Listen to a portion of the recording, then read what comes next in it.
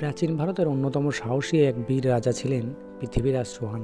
তিনি ছিলেন হিন্দু রাজবংশ চৌহানদের একমাত্র খ্যাতনামা রাজা এবং তার শাসনামলে তিনি ভারতের উত্তরাঞ্চলে অনেক শক্তিশালী শত্রুদের বিরুদ্ধে সংগ্রাম করেছিলেন। তবে তার জীবনযাত্রা সবথেকে স্মরণীয় ছিল তার সাহসিকতা এবং আত্মবিশ্বাস, যা তাকে শুধু যুদ্ধের ময়দানে নয়, মানুষের হৃদয়েও স্থান করে দিয়েছিল। একসময় মুঘল সম্রাট মোহাম্মদ গজনী ভারত আক্রমণ করতে আসেন। রাজা পৃথিবীরাজ চৌহান তার রাজ্য এবং দেশের সাথে তার বাহিনী নিয়ে যুদ্ধের জন্য প্রস্তুত হন। এই যুদ্ধে মোগল বাহিনী ছিল শক্তিশালী, কিন্তু রাজা পৃথিবীরাজ কোনোভাবেই নতি স্বীকার করতে রাজি ছিলেন না। তিনি জানতেন যে শত্রু অনেক শক্তিশালী। তার সাহস এবং প্রতিরোধের মাধ্যমে তিনি শত্রুকে পরাস্ত করতে পারবেন।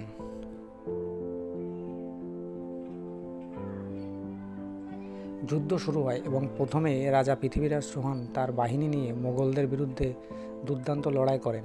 তবে প্রথম দিকে তার বাহিনী কিছুটা পিছিয়ে পড়ে এবং রাজা পৃথিবীরাজ শত্রুর কাছে পরাজিত হয়।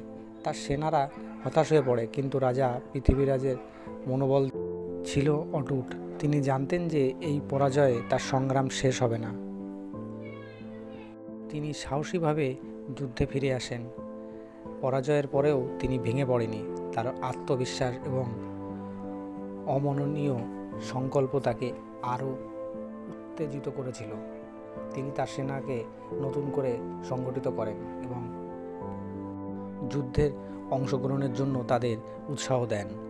রাজা পৃথিবীরাজ যে বিশ্বাসের সাথে তার সৈন্যদের নেতৃত্ব দিয়েছিলেন তা ছিল এক অন্যান্য উদাহরণ।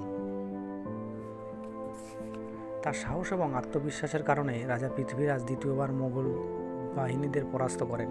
তিনি শুধু নিজের রাজ্য এবং জনগণকে রক্ষা করেননি, বরং ভারতের স্বাধীনতার প্রতি তার শ্রদ্ধা ও আগ্রহ প্রদর্শন করেন।